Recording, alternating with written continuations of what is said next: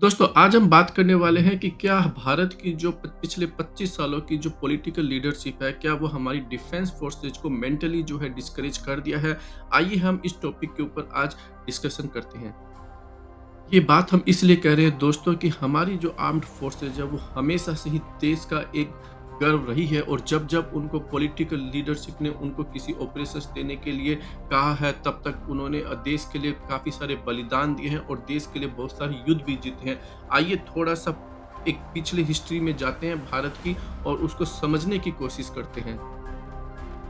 पहले दोस्तों हम बात करते हैं 1962 के वॉर की, जब हमारा चाइना के साथ कॉन्फ्लिक्ट हुआ। भारत ही पहली कंट्री थी जिसने चाइना के ऊपर जाकर 1962 के अंदर जो है मिलिट्री एक्शन लिया। उस टाइम के जो प्रधानमंत्री जो जवाहरलाल नेहरू थे, उन्होंने जो है चाइना को सबक सिखाने के लिए मिलिट्री ऑपरेशन करने का आदेश दिया। और वो अलग बात है कि हमारी जो सेना है उस टाइम पर जो है उस वॉर को जो है हार गई और हमें जो है चाइना को कुछ जो है ज़मीन जो है हमारी उसको भी लॉस्ट करनी पड़ी। लेकिन यहाँ पर एक बात देखने वाली है कि उस टाइम पर भारत जो जितनी गरीबी के अंदर था, भारत के पास जितने कम रिसोर्सेज़ थे, उसके बावजूद जो है हमारी लीडरशिप ने चाइना के ऊपर अटैक करके जो है उसको सबक सिखाने के लिए आदेश दिया। और चाइना ने भी जो है अपने कुछ ज़मीन, जो कि वो ये सोचता था कि ये हमारी ज़मीन है, वहाँ तक ही वो रहा और उसके अलावा जितनी दूसरी जो ज़मीनें थी भारत की, उसके ऊपर से अपनी सेना को हटा लेता है। तो ये बात जो है यहाँ पर समझने की है। फिर दोस्तों 1965 के अंदर पाकिस्तान के साथ वॉर होता है और हमारी जो आर्म्ड फोर्सेज है, उन्होंने पाकिस्तान को जो है बहुत ही अच्छी तरीके से सबक सिखाती और भारत जो है विजय हासिल करती है। 1965 के बाद में 1971 आता है दोस्तों, जिसमें हमारी इंदिरा गांधी जी जब प्राइम मिनिस्टर थी, तो उन्होंने पाकिस्तान के ईस्ट पाकिस्तान के ऊपर जो है प्री एम्प्टिव स्ट्राइक करके जो है उसको ऊपर ऑपरेशंस करने के लिए आदेश दिया और बांग्लादेश नाम की एक नई कंट्री का जो है जन्म हुआ उस टाइम पर। तो इससे ये पता चलता है दोस्तों कि भारत की जो लीडरशिप है वो हमेशा से प्री एम्प्टिव स्ट्राइक करने में और मिलिट्री एक्शन लेने के अंदर कभी भी हिचकिचाई नहीं। उसके बाद में दोस्तों हमने 80s के अंदर जो है राजीव गांधी की गवर्नमेंट के अंदर हमने सियाचिन जो है उसके ऊपर ऑपरेशन किया और सियाचिन को एक तरीके से पाकिस्तान से जो है पूरी तरह से छीन लिया हमने। उसके और उसी राजीव गांधी जी के सरकार के दौरान दोस्तों एलटीटीई से हमने जो है छुटकारा पाने के लिए श्रीलंका के अंदर भी जो है अपनी मिलिट्री को वहाँ पे उतार दिया और उनके खिलाफ जो है एक्शन लिया। ठीक उसी राजीव गांधी जी की गवर्नमेंट के दौरान दोस्तों हमने मालदीव के अंदर जो कूप हो रहा था उसको रोकने के लिए जो है हमने हमारी आर्म्ड फोर्सेज को जो है वो आदेश दिया और हमारी नेवी और आर्मी और जो एयर फोर्स ने तुरंत जो है वहाँ पर जाकर एक्शन लिया और उस कूप को जो है विफल कर दिया। उसके बाद में दोस्तों बीजेपी की गवर्नमेंट आती है 1996 के अंदर और प्रधानमंत्री बनते हैं अटल बिहारी वाजपेयी। उनके टाइम के दौरान जो है वो लगभग 6 साल जो है 6 से साढ़े 6 साल काइंड ऑफ प्रधानमंत्री रहते हैं और 1999 का कारगिल वॉर होता है। वो एक ऐसा वॉर होता है दोस्तों जो कि आज आप ऐसा समझ लीजिए जो इज़राइल और हमास के बीच में जो है, जैसे कि इज़राइल को एक तरीके से पता भी नहीं चला कि 5000 रॉकेट जो है उन हमास वालों ने कब इकट्ठा कर ली, जो कि टेक्निकली एरिया जो है हमास इज़राइल के द्वारा ही कंट्रोल किया जाता है। और इतने सारे जो लोग हैं वो ग्लाइड करके जो है पैराशूट से और जो है इज़राइल के जो है शहरों में आ जाते हैं और वहाँ पर जो है खुलेआम कत्लेआम कर देते हैं। सेम सिचुएशन दोस्तों अगर आप देखते हो तो कारगिल वॉर के दौरान हुआ, जहाँ पर हमारी जो पाकिस्तान की जो मिलिट्री है और उनके जो टेररिस्ट ऑर्गेनाइजेशन है वो हमारी कारगिल की हाइट्स में आ जाते हैं। वो एक नहीं बहुत सारी जगह पे आ जाते हैं और हमारी सारी पोस्ट को जो खाली जो हम कर देते हैं विंटर के टाइम पर उनको वो कैप्चर कर लेते हैं और हमारी सरकार और हमारी इंटेलिजेंस एजेंसीज और हमारी आर्म्ड फोर्सेज को भनक तक भी नहीं लगती है दोस्तों। इस वॉर की सबसे बड़ी खासियत ये रही दोस्तों कि भारत की सरकार ने जो हमारी जो आर्म्ड फोर्सेज है उनको ये आदेश दे दिया कि आपको जो ऑपरेशंस करना है वो भारत की सीमा के अंदर जो पाकिस्तान के टेररिस्ट आए हैं, जो उनकी जो मिलिट्री जो टेररिस्ट के भेस के अंदर आई है, आपसे उसी अपनी बॉर्डर के अंदर ही आप ऑपरेशंस करोगे, आप बॉर्डर क्रॉस नहीं करोगे। और यही एक रीज़न मैं आपको बताना चाहता हूँ कि क्या यही एक रीज़न था जिससे हमारे मिलिट्री जो फोर्सेज है उनके ऊपर मेंटली बहुत ही प्रेशर पड़ा, क्योंकि उस वो एक ऐसा ऑपरेशन था जिसके अंदर भारत की आर्म्ड फोर्सेज ने बेसिकली बॉर्डर क्रॉस नहीं किया। उसके बाद में दोस्तों 2001 के अंदर दिसंबर में पार्लियामेंट अटैक होता है और अटल बिहारी वाजपेयी जी जो हैं वो आर-पार की लड़ाई की बात करते हैं पाकिस्तान के साथ में। और हमारी जो मिलिट्री है, जो हमारी आर्म्ड फोर्सेज़ है, उनको बॉर्डर के ऊपर जो है भेजने के लिए ऑपरेशन स्टार्ट कर देते हैं। हमारी जो आर्म्ड फोर्सेज़ है वो लगभग 10 महीने तक बॉर्डर पे खड़ी रहती है, लेकिन जो है उनको बॉर्डर क्रॉस करने का आदेश नहीं दिया जाता, उनको मिलिट्री एक्शन जो है पाकिस्तान के ऊपर लेने का आदेश नहीं दिया जाता और अंत में थक-थका कर जो है ऑपरेशंस को वहीं पर ख़त्म कर दिया जाता है। एक तरीके से जो है इतना बड़ा इंसिडेंट होने के बाद में भी, आर्म्ड फोर्सेज़ को भेजने के बाद में भी जो है ऑपरेशंस नहीं करना, ये जो है मेंटली जो है टेक्निकली हमारी आर्म्ड फोर्सेज़ के लिए एक तरीके से बहुत ही। और उसके बाद में दोस्तों सिलसिला स्टार्ट हो जाता है भारत के ऊपर टेररिस्ट अटैक का। जितने भी जो टेररिस्ट अटैक हुए हैं, वो सारे जो है उसी तो दौरान जो है स्टार्ट हो जाते हैं, क्योंकि एक तरीके से दुश्मनों को भारत की जो एक वीकनेस है उसका पता चल जाता है कि आप कितने ही टेररिस्ट अटैक करें, लेकिन भारत जो है एक्शन नहीं लेगा। और उसके बाद में जो है एक बहुत बड़ा अटैक होता है 2008 के अंदर 26/11 में मुंबई के अंदर।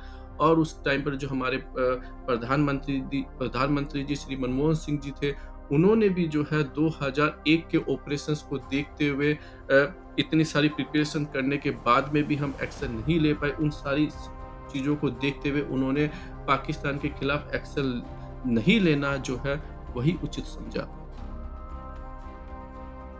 मनमोहन सिंह जी ने भी 2008 के बाद में मिलिट्री एक्शन की जगह इंटरनेशनल प्रेशर जो है उसकी टैक्टिक्स अपनाई और काफ़ी हद तक उसमें वो सफल रहे। पाकिस्तान ने उसके बाद में कम टेररिस्ट अटैक जो है अगले कुछ सालों तक नहीं किए, लेकिन फिर जो है पाकिस्तान ने वही जो है सिलसिला जो है स्टार्ट कर दिया जाता है। और अब जो है 2014 में जो है टेक्निकली प्रधानमंत्री श्री नरेंद्र मोदी जी आ जाते हैं। अब आइए इस पर्टिकुलर जो पीरियड है उसको भी समझने की कोशिश करते हैं।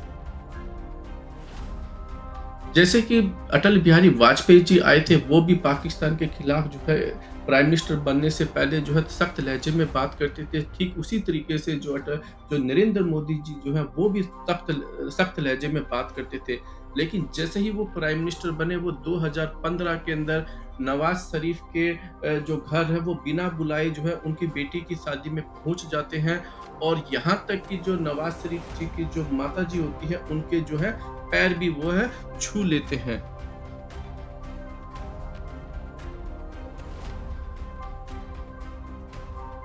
और इस वक्त की बड़ी खबर आपको बता दें, पाकिस्तान दौरे के समय पीएम मोदी ने पाकिस्तान के प्रधानमंत्री नवाज शरीफ की मां के पैर छुए। समाचार एजेंसी पीटीआई के हवाले से एक खबर आ रही है कि नवाज मोदी की मुलाकात के दौरान उनकी मां भी वहां पर मौजूद थी, जिसके बाद जैसे ही नरेंद्र मोदी जी पाकिस्तान से वापस आते हैं, पठानकोट के अंदर पठानकोट एयर बेस के अंदर पाकिस्तान के द्वारा जो है टेररिस्ट अटैक कर दिया जाता है। और हम जो है उसके अंदर हमारे 5 जो है सोल्जर्स को जो है लॉस्ट कर देते हैं। उनमें एक एनएसजी का भी यंग जो है सोल्जर होता है। हद तो दोस्तों तब हो जाती है, आए दिन आईएसआई जिस पाकिस्तान टेरर के ऊपर मोदी जी एक्शन लेने की बात करते हैं, उसी आईएसआई जो है उसको इन्वेस्टिगेशन करने के लिए पठानकोट एयर बेस के ऊपर अलाउ कर देते हैं। आप सोचिए, जो आईएसआई हर आए दिन जो है भारत के ऊपर टेररिस्ट अटैक करवाती रहती है, उसी को ही एक तरीके से इन्वेस्टिगेशन एजेंसी का काम जो है प्रधानमंत्री जी दे देते हैं।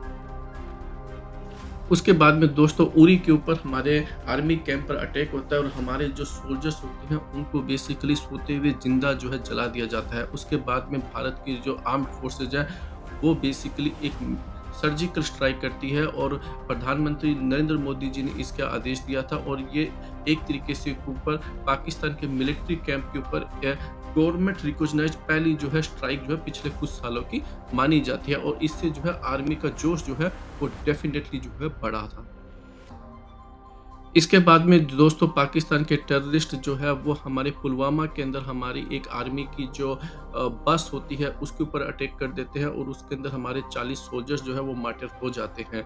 और इसका बदला लेने के लिए जो है हमारी गवर्नमेंट ने जो बालाकोट के अंदर जो टेरर कैंप्स थे उसके ऊपर स्ट्राइक करने का आदेश देती है और हमारी जो एयर फोर्स है उसको जो है बॉर्डर क्रॉस करके पिछले मैं कहूँगा 50 सालों के अंदर पहली बार जो है एक्शन लेती है और उनके ऊपर अटैक कर देती है।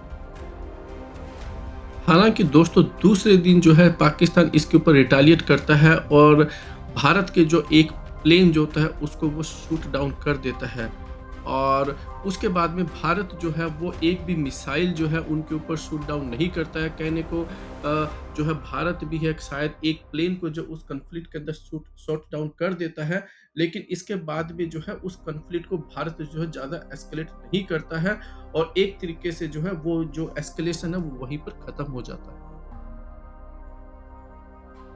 टेक्निकली दोस्तों भारत जो है उस दिन अपने एक मिग-21 को खोता है और दूसरा जो है अपने खुद के ही हेलीकॉप्टर को जो है गलती से शॉट डाउन कर देता है।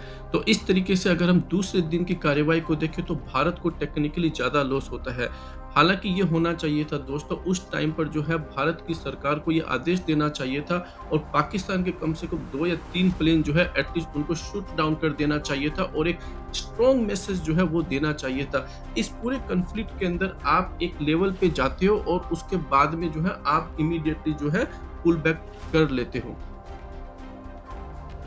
जैसे ही दोस्तों पाकिस्तान की बात आती है भारत की सरकार जो है पाकिस्तान के ऊपर एक्शन लेने की बात करने लग जाती है, लेकिन जैसे ही 2020 के अंदर चाइना जो है भारत के अंदर आके लद्दाख के अंदर जो है वो भारत की जो पेट्रोलिंग एरिया है उस पर कैप्चर कर लेता है और उस फाइट के दौरान हमारे कुछ जवान जो है वो शहीद भी हो जाते हैं, लेकिन भारत की सरकार जो है उसके ऊपर कोई भी मिलिट्री एक्शन जो है आगे नहीं लेती है।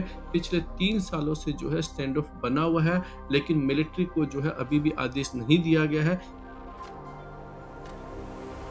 प्रधानमंत्री मोदी जी ने तो इवन रिकॉग्नाइज तक भी नहीं किया, वो तो ये स्टेटमेंट दे देते हैं कि हमारी जो पोस्ट है वो किसी को उसने कैप्चर नहीं किया, नहीं हमारी सीमा के अंदर कोई आया है। और लेकिन जो हमारे जो विदेश मंत्री है वो आजकल हर दूसरी कंट्री में घूमते रहते हैं और वहाँ पर बयान देते रहते हैं कि चाइना को 2020 वाली जो सिचुएशन थी उस पर वापस जाना पड़ेगा।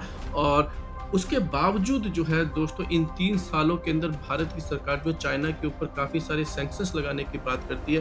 सिर्फ टिकटॉक को बंद करने के अलावा जो भारत की सरकार कुछ नहीं करती है और बल्कि चाइना से जो इम्पोर्ट होता है वो काफ़ी बड़ी मात्रा में पिछले 3 सालों में जो है वो बढ़ता जा रहा है।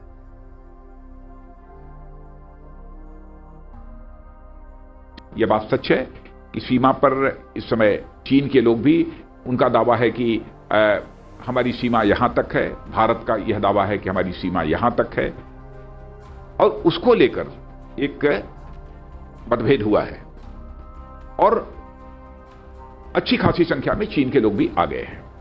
न वहां कोई हमारी सीमा में घुस आया है, न ही कोई घुसा हुआ है, न ही हमारी कोई पोस्ट किसी दूसरे के कब्जे में है। जिस पाकिस्तान के नाम पर जो है हर दिन जो है गवर्नमेंट के जो मंत्री हैं, गवर्नमेंट के जो सपोर्टर है वो हर दिन जो उछलते कूदते रहते हैं, चाइना के नाम आने पे वो बिल्कुल चुप हो जाते हैं, वो उस पर कोई भी डिस्कशन नहीं करते। अगर कोई ओपोजिशन उनसे क्वेश्चन भी कर लेता है तो वो उनको एंटी इंडियन बोल देते हैं। और जयशंकर जी तो यहाँ तक कह देते हैं कि क्या आपको लगता है कि छोटी इकोनॉमी जो है वो क्या बड़ी इकोनॉमी के ऊपर जाकर कोई एक्शन ले सकती है? अगर आप ऐसा सोचते हो तो गलत हो। आइए इसको भी जरा देख लेते हैं। So, I find it very thick that, look, I don't think, personally, I would get into a blame game. What happened in 62 happened. But if you now want to whitewash all that and say everything happened only in 2020, I have to call you out. No? So you're fortifying the border, the boundary, India-China. So does that make China now the biggest threat to India? Are we in a state of a quasi-war-like situation, conflict-like situation? No. Look, where are we? No. I first of all, I'm not using the word we're fortifying it. I think we are legitimately building our border infrastructure because they have built their border infrastructure. In my view, we should have done it 25 years ago. Again, we are reactive, that means. I mean, Your words, No, no. Dr. Jaishankar. no, not at all. Look, they are the bigger economy. I mean, what am I going to do? As a smaller economy, I'm going to go pick a fight with a bigger economy. It's not a question of reactive, it's a question of having common sense. So, आज की इस video में दोस्तों इतना ही। आप बताइए आपको ये वीडियो कैसा लगा। हमने जो है यूपीए और जो करंट एनडीए गवर्नमेंट है उसकी डिफेंस प्रिपरेशन के ऊपर भी एक वीडियो बनाया। आप अगर चाहते तो उस वीडियो को देखिए और कंपैरिजन देखिए कि दोनों की सरकारों ने डिफेंस के सेक्टर में क्या काम किया। आप इस वीडियो को लाइक कीजिए, शेयर कीजिए और अपनी जो ओपिनियन है वो कमेंट सेक्शन में जरूर बताइए।